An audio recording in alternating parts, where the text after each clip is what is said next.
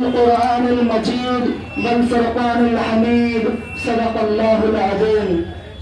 پیدا ہوئے تو باپ کا سایہ اٹھا دیا، پیدا ہوئے تو باپ کا سایہ اٹھا دیا، گھٹنے چلے تو دادا آدم کو روانہ تھا، چلنے لگے تو مادر ہم ہو گئے جدا، ہر ایک سایہ سر سے یوں اٹھتا چلا گیا۔ سایہ پسند آئے نہ پروردگار کو، سایہ پسند آئے نہ پروردگار کو،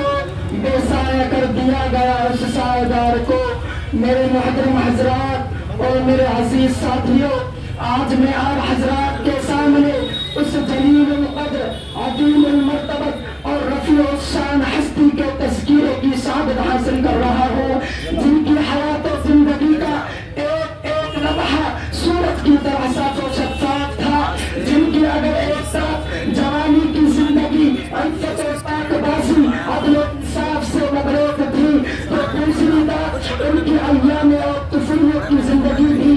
پھولوں کی طرح بیدار اور حسین و دلکش تھی، جو مقروم بن کر دنیا میں تشریف لائے لیکن سارے نتیجوں کے امام بن گئے، جن کے ولادت سے قبل ہی باپ کا سایہ سر سے اٹھا دیا گیا تھا، اور جب گھٹنے چلے تو ماں کی ممتا اور اس کی میٹھی میٹھی آواز سے بھی محروم کر دیے گئے، جنہوں نے ایسے سنسان ماحول میں چلنے کا سلیقہ سیکھا تھا جو انتہائی بھیانک پرخطر خوفناک تھا۔ ہر طرف گلی کوچے میں تلواروں کی جھنکار، گالی گلوچ کی آواز سنائی دیتی۔ اللہ اللہ، کتنا خوفناک منظر تھا کہ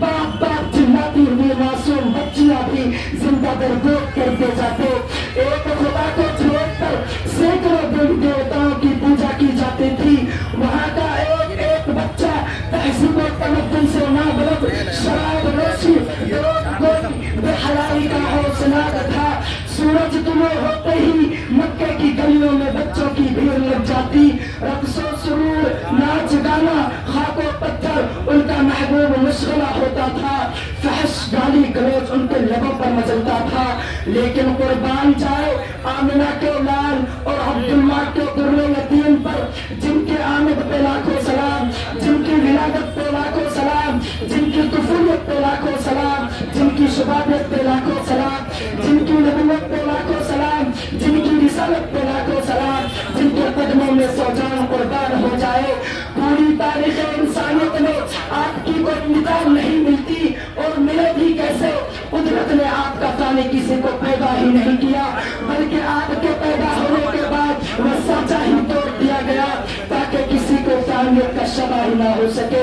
آپ کی بات بے مثال، آپ کی رسالت بھی بے مثال، آپ کا مرتبہ بے نظیر، آپ کی نبوت بھی بے نظیر، آپ کا مقام نرالا، آپ کی شان بھی بڑی نرالی، اس لیے آپ کی طفولیت بھی بڑی شان والی تھی۔ حضرت انس رضی اللہ عنہ فرماتے ہیں کہ آپ صلی اللہ علیہ وسلم کبھی کسی کو گالی نہیں دی، نہ کبھی کسی سے فحش کلامی کی، نہ کبھی کسی سے بدعہدی کی، نہ تو کبھی گانے بجانے کی مجلس میں شریک ہوئے، نہ ہی کبھی غیر اللہ کی آپ نے پوجا کی۔ زمانہ جاہلیت کے اس پر معصیت گندے ماحول میں آپ کا لڑکپن اتنا صاف و شفاف تھا کہ دور طفولیت میں آپ کے عدل و انصاف، تقویٰ طہارت کے چرچے ہونے لگے تھے۔ مکے کی گلیوں میں آپ کی صداقت و امانت، عفت و طہارت کا شور تھا۔ خاندان قریش میں کوئی تمثیلہ کرتا کہ آمنہ کا لال کتنا نیک بھولا بھالا ہے،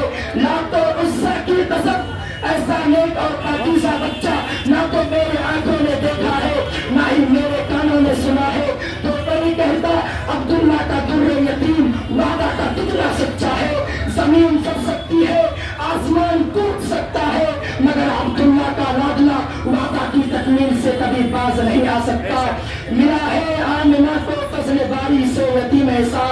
ملا ہے آمنہ کو فضل باری سے یتیم ایسا، نہیں ہے بحر ہستی میں کوئی در یتیم ایسا۔ میرے عزیز دوستو، یہ قدرت کا نظام ہے، جب کسی انسان کو بڑا بنانا ہوتا ہے تو اس میں اخلاق بدل دیا کرتے ہیں، رفتار و رفتار، اقوال و افعال اور اس کے کیریکٹر میں تبدیلی آ جایا کرتی ہے، جو روشن مستقبل کی غمازی کرتی ہے۔ بچپن میں بچوں کا نہج دیکھ کر ان کی پرواز کی قسم کھائی جا سکتی ہے، اس لیے رب کائنات نے اپنے محبوب کے ساتھ ویسا ہی معاملہ کیا. آپ صلی اللہ علیہ وسلم کے سر پر ختم نبوت کا تاج سجانا تھا،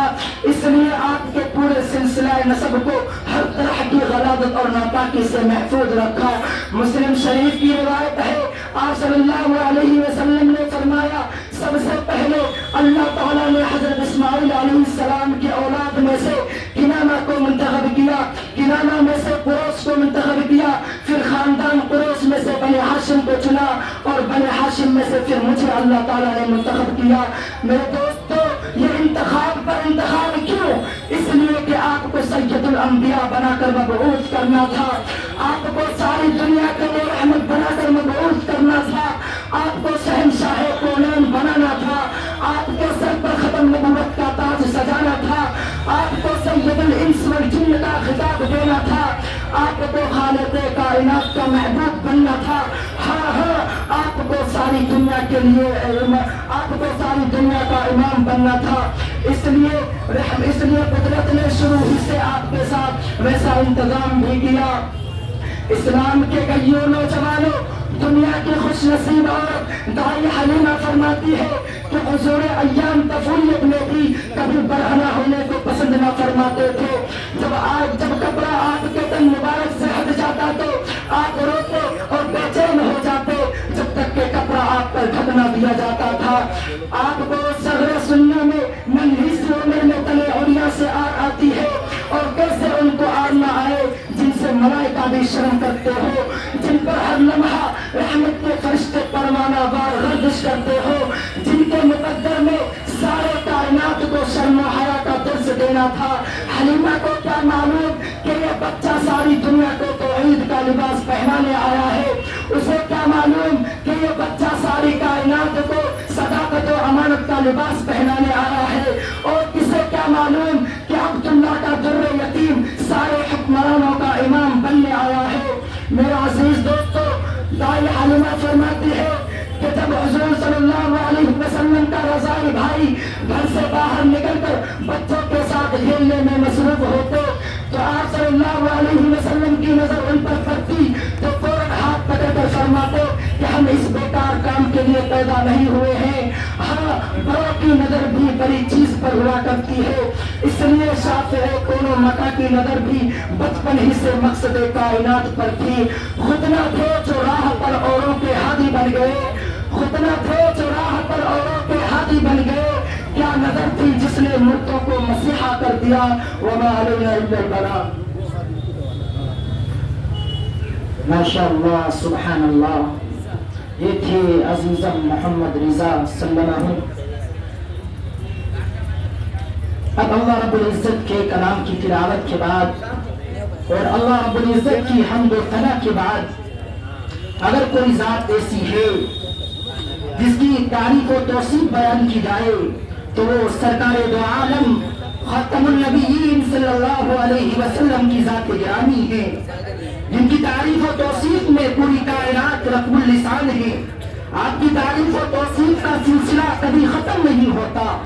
بڑے بڑے شعراء و ادباء نے رسول اکرم محمد عربی صلی اللہ علیہ وسلم کی تعریف و توصیف بیان کی، مگر سب نے اس مصرع پر دم خم کر دیا کہ بعد از خدا بزرگ تو یہ قصہ مختصر،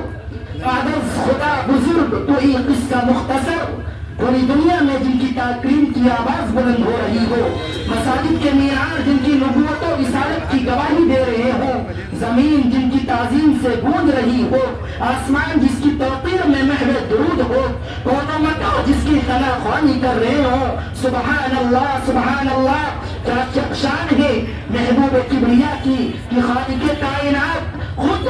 رسول صلی اللہ علیہ وسلم کی رفعت شان کا اعلان کر رہا ہے کہ وَرَفَعْنَا لَكَ ذِكْرَكَ، کہ اے محبوب ہم نے آپ کے ذکر کو بلند کر دیا. اور حسان بن ثابت رضی اللہ عنہ نے کچھ اس طرح اللہ کے نبی صلی اللہ علیہ وسلم کی تعریف میں گویا ہوئے کہ وَأَحْسَنَ مِنْكَ لَمْ تَرَ قَطُّ عَيْنِي وَأَحْسَنَ مِنْكَ لَمْ تَرَ قَطُّ عَيْنِي وَأَجْمَلَ مِنْكَ لَمْ تَلِدِ النِّسَاءُ خُلِقْتَ مُبَرَّأً مِنْ كُلِّ عَيْبٍ كَأَنَّكَ قَدْ خُلِقْتَ كَمَا تَشَاءُ.